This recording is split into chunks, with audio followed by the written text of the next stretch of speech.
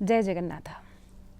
ఇలాగా ఆ ఇద్దరు బ్రాహ్మణులు ఏం చేశారు అంటే తన వాణితో భగవంతుణ్ణి స్తుతించారు. మన దగ్గర స్తుతి అనేది ప్రధానంగా చెప్పబడింది. మనం ఏ పూజ అనుష్ఠానము వ్రతము చేసినా రోజు కూడా నిత్యంగా ఏదో ఒక స్తుతి పాఠము భగవంతుణ్ణి చేయాలి. ఎందుకు చేయాలి? భగవాన్ doesn't need all these things అనమాట. దేవుడికి ఆ నైవేద్యం అవసరం ఉండదు, దేవుడికి తన స్తుతి అవసరం ఉండదు. కానీ మనం చెయ్యాలి అని ఎందుకు చెప్పారు? దేవుడిని దర్శించుకోవడము, ఈ వాణితో దేవుడిని స్తుతించడము, ఈ శరీరంతో ఏదో ఒకటి అంటే ప్రతి ఒక్క అవయంతో ప్రతి ఒక్క ఇంద్రియాలతో దేవుడిని సేవించాలి. ఎందుకు అంటే అది దేవుడికి అవసరం లేదు, మనకు అవసరం. ఎందుకు అంటే జన్మల నుంచి మనిషి ఎన్నో పాపాలు చేసుకుంటూ వస్తున్నాం అనమాట. మనం అందరం కూడా మన పుట్టుక కూడా కామంతో పుట్టింది. తల్లిదండ్రుల్లో ఎప్పుడైతే కామం వచ్చిందో అప్పుడు మనం పుట్టాము. కాబట్టి సహజంగానే మనకు చిన్నప్పటి నుంచే కామ క్రోధ ఇట్లాంటి వికారాలు అందరిలో ఉంటాయి. కొంతమందిలో ఎక్కువగా, కొంతమంది తక్కువలో ఉంటాయి, కానీ అందరికీ ఉంటాయన్నమాట. అవి తగ్గించుకోవాలంటే ఏం చేయాలి? పరమాత్మని స్తుతించాలి. అలాగే ఆ పరమాత్మ స్వరూపాన్ని మనము స్తుతిలో తెలుసుకుంటాం. ఏ స్తుతి అన్నా చదవండి, ఆ పరమాత్మ శక్తి ఎట్లాంటిదో, ఆ పరమాత్మ ఎలాంటి వాడో, ఎంత కరుణ చూపిస్తాడో, ఎలాంటి పాపాత్ముల్ని కూడా ఉద్ధరించే శక్తి తనలో ఉందో, ఇవన్నీ చదివిన తర్వాత మన జీవితంలో ఒక ధైర్యము అనేది కలుగుతుంది. కాబట్టి నిత్యంగా ఏదో ఒకటి, ఒక శ్లోకము, ఒక స్తోత్రము ప్రతి మనిషి స్తోత్రం అనేది పఠించాలి అని మనకు చెప్తారు. ఏ స్తోత్రం పఠించాలండి చెప్పండి అంటే 2 చెప్తానండి. ఒకటి మన ఇష్టదేవత, అంటే మనకందరికి ఇష్టమైన ఒక దేవత ఉంటుందన్నమాట. ఒకటే ఇంట్లో మన కులదేవుడు శివుడు ఉన్నా కూడా కొంతమందికి అమ్మవారు అంటే ఇష్టం, కొంతమందికి ఏమో వినాయకుడు అంటే ఇష్టం, లేదండి మాకైతే హనుమంతుడు అంటేనే ఇష్టం. ఇట్లా ఒక ఇంట్లో కులదేవుడు ఎవరున్నా కూడా ఇష్టదేవత అనేది వేరేగా ఉంటుంది. సో కులదేవతని అందరూ అనుష్ఠించాలి. కులదేవత పూజ అనేది ఇంట్లో ఖచ్చితంగా జరగాలి. మొదట వినాయకుని పూజ అందరూ చేయాలి. తర్వాత కులదేవత పూజ. ఏ ఇబ్బందులు ఉన్నా కూడా మన కులదేవతను మనము పూజించుకోవాలని మనకు శాస్త్రాలు చెప్తున్నాయి. కానీ ఇవన్నీ చేస్తున్నప్పటికీ కూడా మనకు మనశ్శాంతి ఎప్పుడు ఉంటుందంటే ఇష్టదేవత. ఎలాగంటే మా ఇంట్లో మా కులదేవుడు నాగనాథ భగవాన్ అంటే శివుడు అనమాట. శివుడు పార్వతి రేణుకామాత ఇద్దరికి పూజ అయితే చేస్తాము, కానీ నా ఇష్టదేవత కృష్ణుడు. అది చేయొద్దు, ఇలా చేయాలి అని చెప్పే అవసరం లేదు. సహజంగానే చిన్నప్పటి నుంచి ఒక కృష్ణ భక్తి అనేది కలిగింది. ఇలా మన ప్రతి అందరికీ ఉంటుంది ఇష్టదేవత. సో ఇష్టదేవతను కూడా స్తుతించాలి. కులదేవత కంపల్సరీ, ఇష్టదేవత కంపల్సరీ అనుకోకుండా కూడా మనం చేస్తుంటాము. సో ఏది చేయాలి అంటే మన శాస్త్రాల్లో ఎన్నో వేల కొద్ది స్తోత్రాలు ఉన్నాయండి. మీరు గురువుల నుంచి ఏదైతే విన్నారో, ఏదైతే చక్కగా చదవగలుగుతారో, అది శ్రద్ధతో ఏ స్తోత్రం పఠించినా కూడా అదే ఫలాన్ని ఇస్తుంది. లేదండి రామరక్షానే చేయాలి, లేదండి విష్ణు సహస్రనామమే చేయాలి, లేదండి లలిత చేయాలి, అలాగా ఏమీ ఉండదు. మన ఇష్టదేవత, మన కులదేవతకు మీకు నచ్చిన స్తోత్రాలు, మీకు ఇష్టం వచ్చిన స్తోత్రాలు, మీకు వచ్చిన స్తోత్రాలు ఏది చదువుకున్నా కూడా ఇక్కడ ప్రాముఖ్యత మనకు శ్రద్ధ, భక్తితో ఎప్పుడైతే మనం చేస్తామో ఆ స్తోత్రానికి ఆ బలం వచ్చేస్తుంది అనమాట. సో బలం ఉన్నది మన శ్రద్ధలో ఉండాలి. కాబట్టి శ్రద్ధతో ఏ స్తోత్రమైనా పఠించినా అదే ఫలం మనము ప్రాప్తమవుతుంది మనకు. సో ఇక్కడ ఏం చెప్పారు అంటే స్తుతించాడు ఇద్దరు, పుండరీకుడు అంబరీషుడు, ఒక వైశ్యుడు ఒక బ్రాహ్మణుడు. ఇద్దరు కూడా చక్కగా పురుషోత్తముని అంటే సాక్షాత్ భగవాన్ కృష్ణుడిని స్తుతిస్తున్నారు. ఎలా ఉన్నాడంట కృష్ణుడు? పెద్ద సింహాసనంలో కూర్చొని నీలవర్ణంగా ఉన్నాడు. అధరాలు రక్తవర్ణంలో ఉన్నాయి. నాసిక మనోహరంగా ఉంది. నయన యుగలాలు అంటే 2 కళ్ళు కూడా ప్రఫుల్ల, ఒక కమల మీద అయితే విచ్చుకొని ఉంటుందో అలాగా 2 నయనాలు ఉన్నాయి. వక్షస్థలము పీనంగా ఉంది, ఎందుకంటే సుకుమారుడు కదండి. వక్షస్థలము పీనంగా ఉంది. కంఠంలో సుందరంగా మనోహరంగా ఉన్న ఒక హారము అంటే పూల మాల అనేది వేసుకున్నాడు. కంఠంలో వనమాల వేసుకున్నాడు. శంఖ చక్ర గదా పద్మాన్ని ధరించి ఉన్నాడు. ఆజాను బాహువు, ముకుటంలో ఒక తల మీద ఒక చక్కటి ముకుటాన్ని ధరించి ఉన్నాడు. పీత వస్త్రాన్ని ధరించి దివ్య గంధయుక్తంగా ఉన్న ఒక మాలని ధరించి ఉన్నాడు నా స్వామి అని చక్కగా వాళ్ళిద్దరూ స్వామిని దర్శించుకున్నారు కదండి. కనిపించాడు. ఇద్దరు పాపాలు చేసిన తర్వాత ఏం చేశారు? దర్శనం కలగలేదు. అప్పుడు 4-5 రోజులు ఉపవాసంతో ఉన్నప్పుడు, బుద్ధి శుద్ధమైనప్పుడు వాళ్ళిద్దరికీ సాక్షాత్తు భగవంతుని దర్శనం కలిగింది అని మనం విన్నాం కదా. అప్పుడు స్తుతించుకుంటున్నారు. మరి మనం చూస్తాం కదండి, జగన్నాథుడిలో ఉన్నవాడు జగన్నాథుడు, కృష్ణుడు నల్లగా ఉంటాడు, ఆయనని స్తుతించారు. ఇప్పుడు హలధరుడు, అంటే కృష్ణుడి యొక్క అన్నగారు బలరాముడు. హలధరుడు కూడా మనం అంటాం, బలరాముడు అంటాము, బలభద్రుడు అంటాము.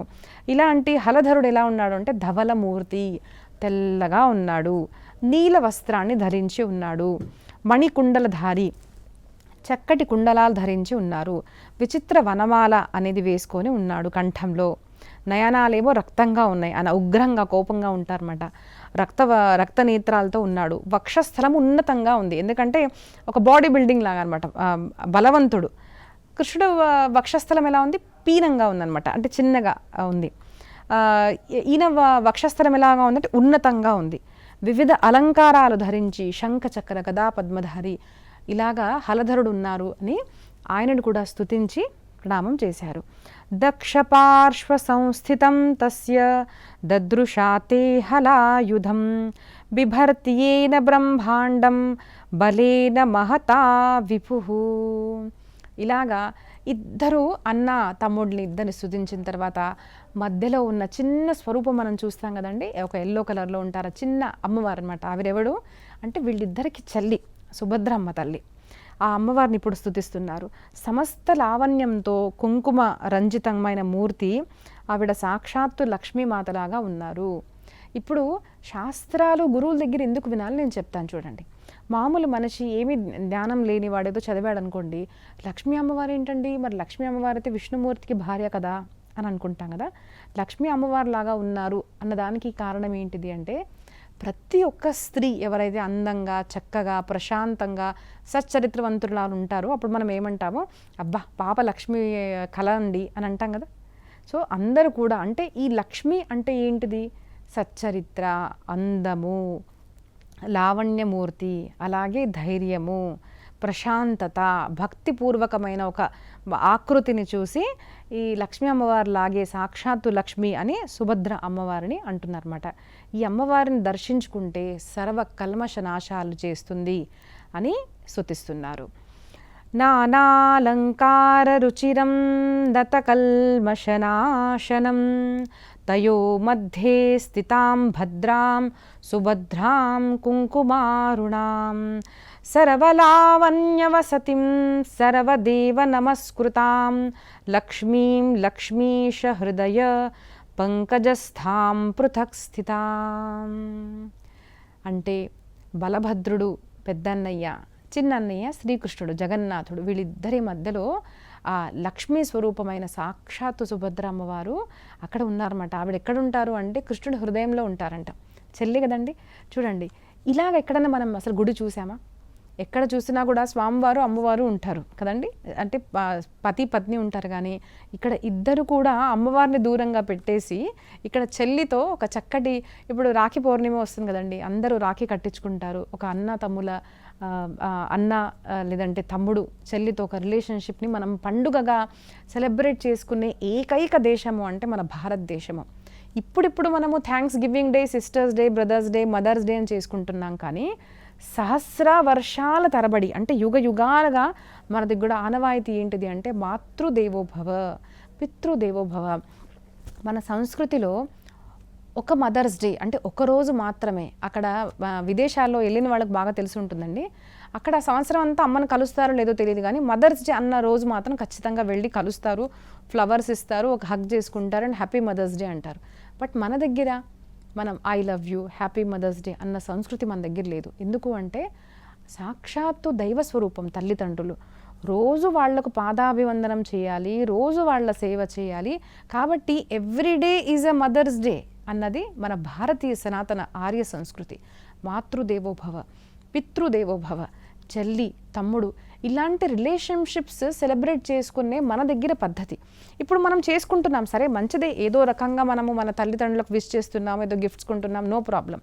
బట్ ఇవన్నీ చేస్తున్న వాళ్ళు ఎప్పుడైతే మన సనాతన ధర్మాన్ని ఖండిస్తారో అలాంటి వాళ్లకు నేను గుర్తు చేస్తున్నాను.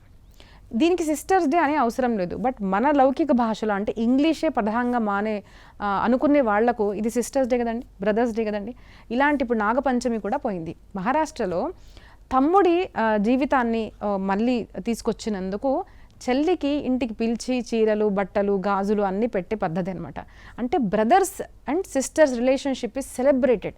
ఇలాంటి ఎన్నో పండుగలు మనం చేసుకుంటాం అన్నమాట. పండుగలకు కారణాలు ఏంటిది?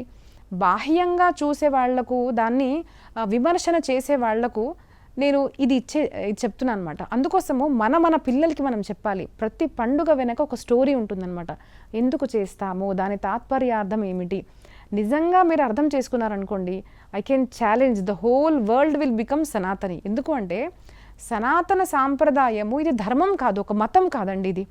ఇది ఉత్తమమైన జీవన పద్ధతి.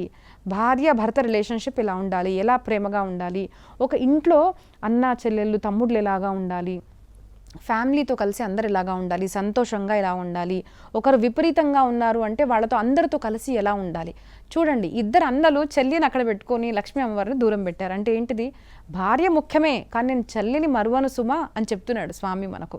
కాబట్టి మనము ఏదైతే చెల్లికి ఇస్తాం కదండి, ఇప్పుడు మా తమ్ముడు కూడా నాకు ఇస్తాడు. సో ఇచ్చేది కూడా మనకేదో ఇస్తున్నాడు అన్న భావనతో చాలామంది ఇస్తుంటారు, నేను ఇస్తున్నాను, కానీ నాకు చెల్లి ఉంది కాబట్టి నేను ఇవ్వగలుగుతున్నాను అన్న భావనలో మనకు ఉండాలన్నమాట. అదే చెల్లి లేదనుకోండి, ఎవరికి ఇస్తారు మీరు? కాబట్టి it's a celebration of having relationships.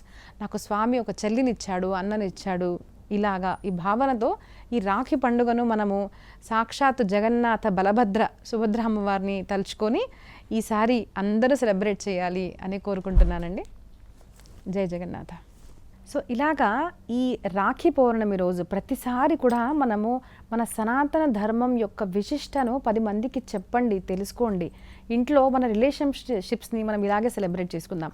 కాబట్టి ఖచ్చితంగా ఇప్పటి నుంచి రాఖీ పౌర్ణమి రాగానే ఈ అన్నా చెల్లెలు, ఈ అన్నా తమ్ముళ్ళు తర్వాత వాళ్ళ ఒక ఏకైక ఈ చెల్లి సుభద్రని ఖచ్చితంగా గుర్తు చేసుకోండి సుమా. సో ఇలాగా చక్కటి ముగ్గురిని స్తుతించి వీళ్ళిద్దరు ఏం చేశారు అంటే, స్తుతించిన తర్వాత ఆ దారు బ్రహ్మ దర్శనం పొంది పుండరీకుడు, అంబరీషుడు, బ్రాహ్మణుడు, వైశ్యుడు ఇద్దరు కూడా వాళ్ళ శ్రమ ఫలాన్ని వాళ్ళు పొందారనమాట. చూడండి, మనము వెంకటాచలం కూడా వెళ్తాం కదా, తిరుమల తిరుపతి వెళ్తాం మనము. అక్కడ క్యూలో ఎంతోమంది గంటల తరబడి నించుంటారు. అప్పుడు కష్టంగా ఉంటుంది నిలబడాలి అంటే. కానీ ఆ కష్టము, ఎంత కష్టపడ్డాము అనేది, ఆ శ్రమ ఫలము మనకి ఎప్పుడు దూరం అవుతుందంటే, ఆ కాస్త సేపు మనకు స్వామివారి దర్శనం కలిగిందనుకోండి, చూడంగానే గోవిందా గోవింద అనగానే అరే ఇంతసేపు నించున్నాము, ఇంత కష్టపడ్డాము అన్నది కూడా మనం మర్చిపోతాము. ఎందుకంటే ఆ తీవ్రమైన ఆనందము. అలాగా మనకు మన జీవితంలో మనం ఎన్ని కష్టాలు పడ్డా, సుఖాలు పొందిన తర్వాత కూడా ఎప్పుడైతే మనము భగవంతుని సాన్నిధ్యంలో వెళ్తామో, భక్తిని పొందుతామో, అప్పుడు మన జీవితంలో ఇహలోకంలోనే మనకు ముక్తి పొందుతాము. కాబట్టి వీళ్ళిద్దరు కూడా నదారు ప్రతిమా చేయం సాక్షాత్ బ్రహ్మ ప్రకాశతే. ఇలాగా సాక్షాత్ బ్రహ్మ దర్శనం కలిగిన తర్వాత వాళ్ళిద్దరికీ అక్కడే ముక్తి అనేది లభించింది. ముక్తి అంటే చాలామంది ఏమనుకుంటామంటే, ముక్తి అంటే ఇహలోకం నుంచి వెళ్ళిపోవడము, స్వర్గంలో వెళ్ళిపోవడం, లేదంటే కైలాసానికి వెళ్ళిపోవడం ముక్తి అనుకుంటారు. కానీ మా గురువుగారు ఒక మాట చెప్తారు, మనము ఒక మనిషి చనిపోయిన తర్వాత మనం రాస్తాం స్వర్గవాసి ఒక వ్యక్తి, లేదంటే కైలాసవాసి అని మనం రాస్తాం. కానీ మనం చూసామా అండి వాళ్ళు నరకానికి వెళ్ళాలో స్వర్గానికి వెళ్ళాలో మనకు తెలియదు, మనం రాస్తాము, అదేదో ఒక రెస్పెక్ట్ మనకు. కానీ ముక్తి అనేది చనిపోయిన తర్వాత ఎంత దొరుకుతుందో అని మనకు తెలియదు. కానీ ఇహలోకంలోని ఈ శరీరం ఉన్నప్పుడే ముక్తి పొందడమే మన సనాతన ధర్మ యొక్క మార్గము. అదే మనకు చెప్పేది మన సనాతన ధర్మ. ముక్తాత్మలు అంటే అరుణాచలంలో ఉన్న మన రమణ మహర్షి వారు, ఇలాంటి గురువులు ఎవరైతే ఉన్నారో వాళ్ళే సాక్షాత్తు ముక్తాత్మలు. అంటే శరీరం వదిలేసిన తర్వాత ముక్తి ఎందుకండి? ఈ శరీరం ఉన్నప్పుడే ముక్తి ఎలా పొందాలి, how to live and how to die అనేది నేర్పించేది మన సనాతన ధర్మం. కాబట్టి వాళ్ళు అక్కడ ముక్తిని పొందారు. తదాస్య సన్నిధావాం స్థ్యాస్యావ ప్రాణధారిణౌ యావన్నాన్యత్ర గచ్ఛావక్ క్షుద్రకాయ పరాన్ముఖౌ ఇతి నిశ్చిత్య మునయో విష్ణో భక్తిపరాయణో నారాయణాఖ్యం సతతం జపంతౌ ముక్తిమాగతౌ. సతతం హరి హరి హరి హరి అని స్మరించుకుంటూ అక్కడే వాళ్ళిద్దరూ ముక్తి పొందారు. జైమిని మహర్షి చెప్తున్నారు, అత్యంతంగా గోపనీయమైనది నేను మీ అందరికీ చెప్పాను. ఇది ఎవరైతే శ్రవణ స్మరణ చేస్తారో వాళ్లకు విష్ణు లోకం పొందుతారు అని ఇక్కడ చెప్తున్నారు. ఇలా చెప్పి 5వ చాప్టర్ అంటే 5వ అధ్యాయాన్ని పూర్తి చేశారు. ఇక్కడ గోపనీయమైనది అని అంటున్నారు కదండి.